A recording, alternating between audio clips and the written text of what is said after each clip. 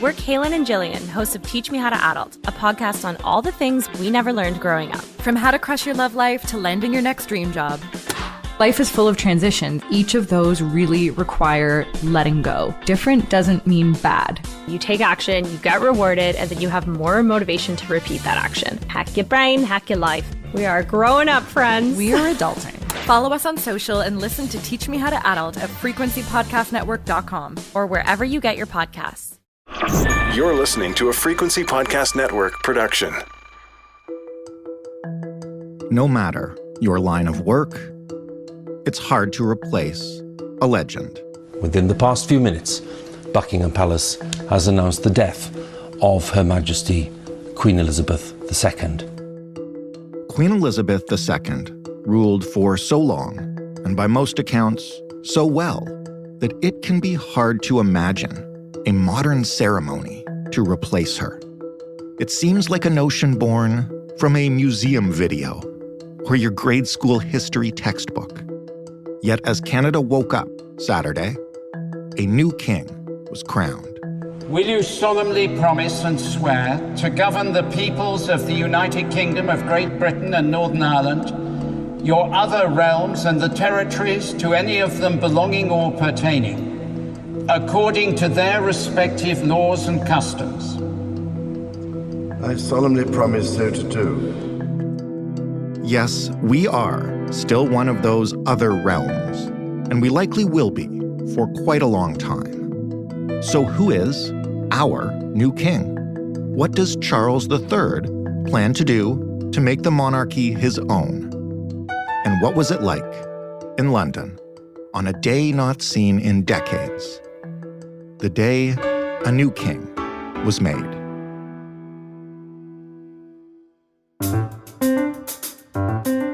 I'm Jordan Heath Rawlings. On this special edition of The Big Story, I am joined by legendary Canadian journalist Lisa LaFlamme, who spent all week in London covering the coronation for CityNews. Hello, Lisa. Hello, Jordan. You spent a whole week there leading up to and including the ceremony. What was the mood like?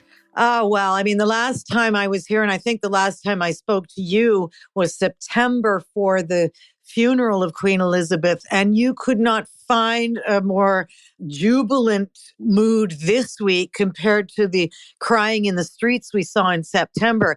There is a lot of excitement, just not necessarily for the king and the queen, but for the spectacle of it all. And people have been teeming into this city, tourists and people from across the country, just to be part of it and to see history. And today they saw it, albeit through a very, very soggy lens. No kidding. But I wanted to ask you, you mentioned the spectacle instead of the king and queen, perhaps. How long has it been since we saw one of these? And just how old and historic is the ceremony that took place today? Well, the ceremony goes back to 1066, including Westminster Abbey. So the two icons of the day, Westminster Abbey and Buckingham Palace. And this was the 40th monarch to be crowned. But I've obviously never seen one because the last coronation was 1953. The mother of King Charles, of course, Queen Elizabeth, was crowned as a 27-year-old. And here we are today with a 74-year-old man. No surprises with I'm still calling him Prince of Wales from time to time, but King Charles will get used to it. So I think that's why I say it that way, because for the people here, there is, for half the country, excitement, the other half, a little bit of ambivalence.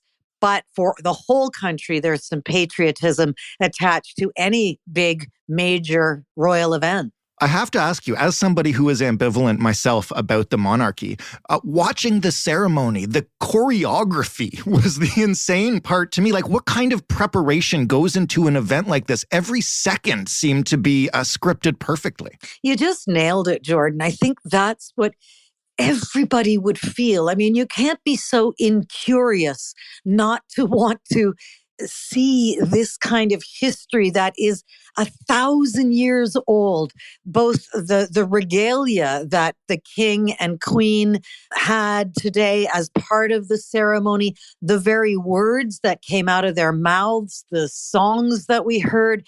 This is orchestrated to the second. And I think there were some obviously new touches, modern touches to try to reflect the Britain and the Commonwealth of today. So diversity and inclusion.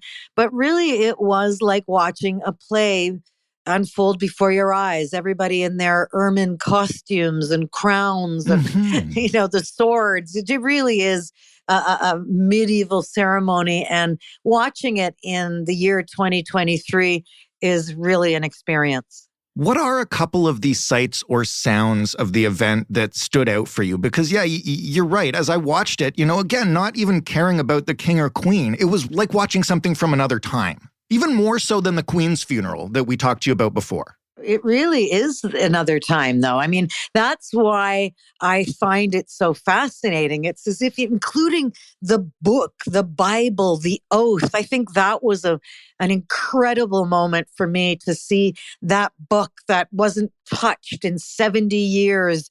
And, it only comes out at coronations, the oath, the important wording that the Church of England seeks to foster people of all faiths. That was a new moment, I think. We would never have heard that in 1953.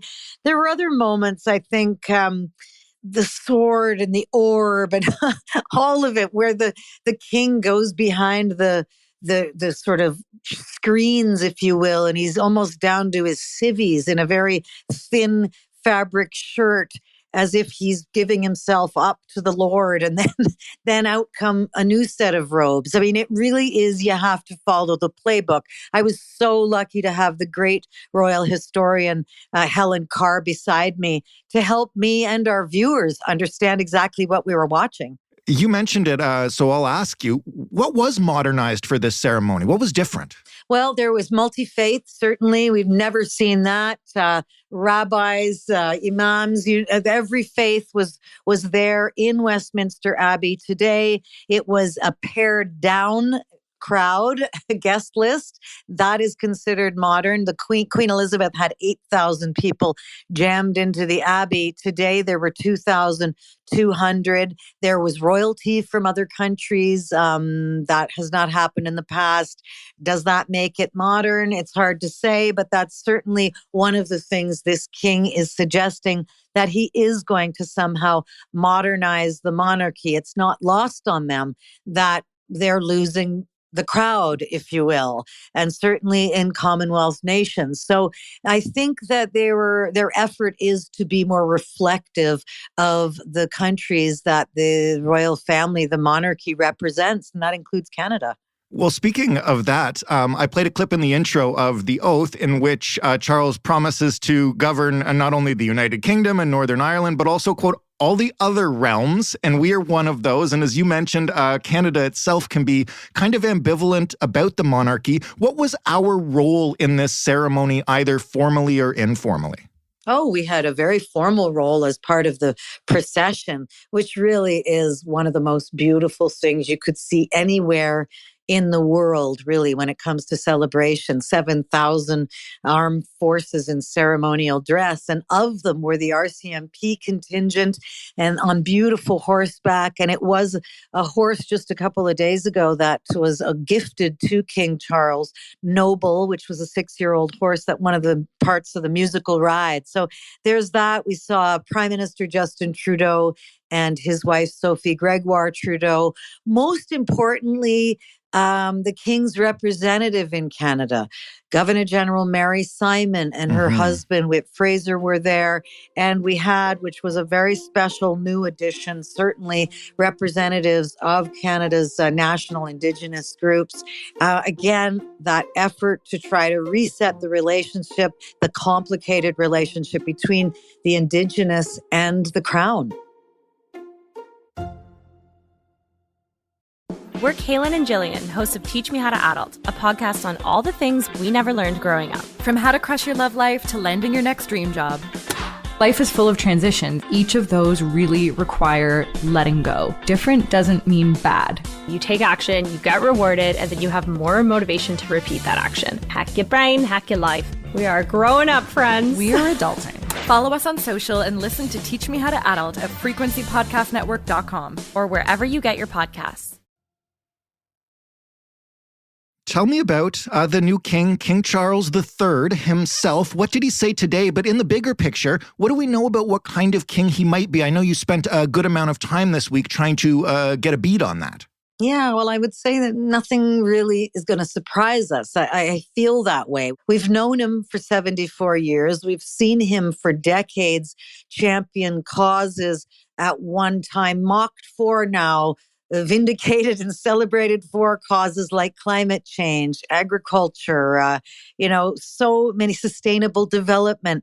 So we know those are the things he has been focused on while he was Prince of Wales. I don't suggest for a minute those things will become less important to him. If anything, I think we're going to see a bit of a tag team monarchy here. Prince William will factor in largely, from what we understand, into the issues and causes that the royal family champions going forward. Today, though, I thought it was quite meaningful that he quoted his own mother at her coronation saying, "I am here not to be served, but to serve." And I think there's a lot of people who don't realize the benevolence of the royal family, certainly the monarchy, when it comes to being patrons of charity organizations. And I think that is something important to reflect on when you look at them. The Prince's Trust, for example, which was established by King Charles, has helped over 1 million young people have a future they may not have had without that organization. You mentioned William. Tell me about the rest of the family. How were they involved? I know leading up to this, I don't want to get into necessarily the gossip that never stops about this family, but there's a lot of talk about Harry being there and his falling out with William and all that kind of stuff. Well, it was, you'd have to have a blindfold on not to have seen the relationship, non-communication between Harry and his immediate family. He was there. He sat several rows back with his cousins, the children of Prince Andrew, who was in the same row as Prince Harry. He did have a nice moment with his aunt, Princess Anne. We saw no moments with his own brother, William, or his father. That's not to say it didn't happen, but it didn't happen on camera.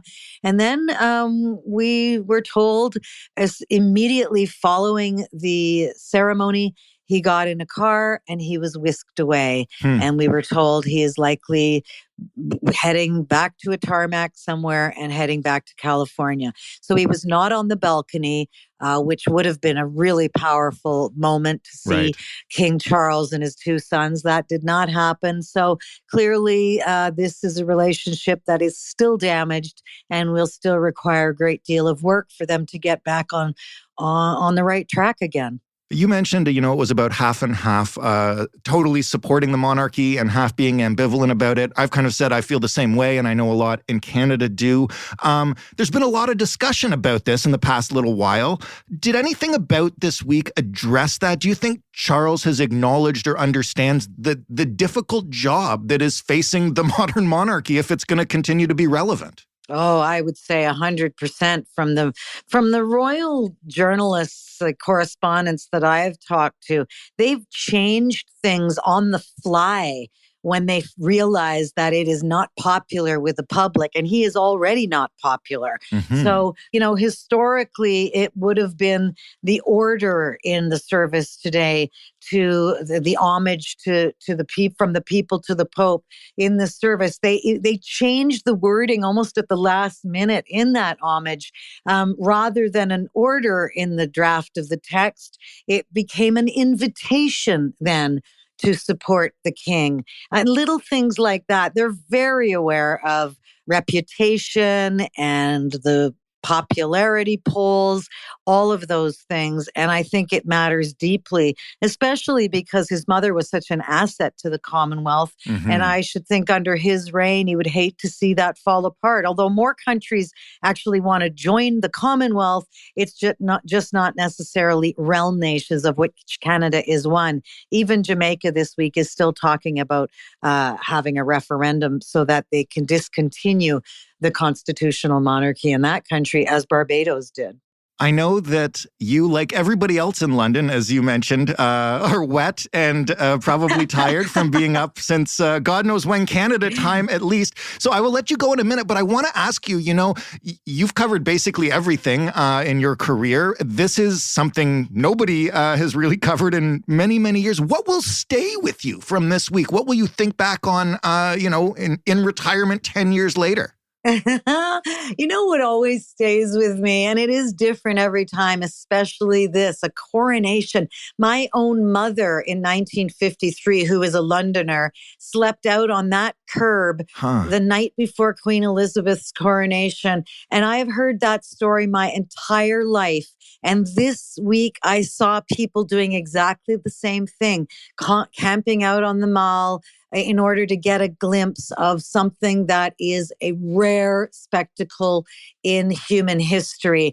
And that is something. For me, there was a sense of closure here to see, after covering Queen Elizabeth for decades, covering her funeral in September, now we see the new monarch, her son. And, as they say here, and we've heard it chanted across the streets of London and by millions of people, long may he reign. And at 74, certainly he will not have the future his mother did. But it was a very monumentous event. And I was really honored to be here and have that chance to see history unfold. Whether you support it or not, it's always interesting to be in the middle of a textbook, right? It sure is. That's a great way to put it, Jordan. And I have some cool pictures to prove it. Lisa, thank you so much for this. Go get dry. And I guess what a week for you.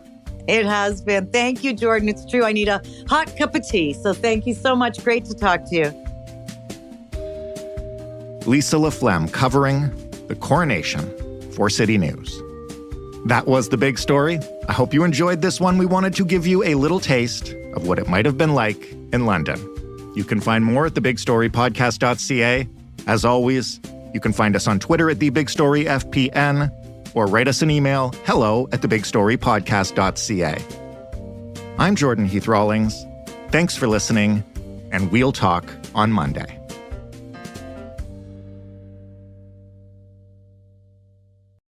We're Kaylin and Jillian, hosts of Teach Me How to Adult, a podcast on all the things we never learned growing up. From how to crush your love life to landing your next dream job. Life is full of transitions. Each of those really require letting go. Different doesn't mean bad. You take action, you get rewarded, and then you have more motivation to repeat that action. Hack your brain, hack your life. We are growing up, friends. We are adulting. Follow us on social and listen to Teach Me How to Adult at frequencypodcastnetwork.com or wherever you get your podcasts.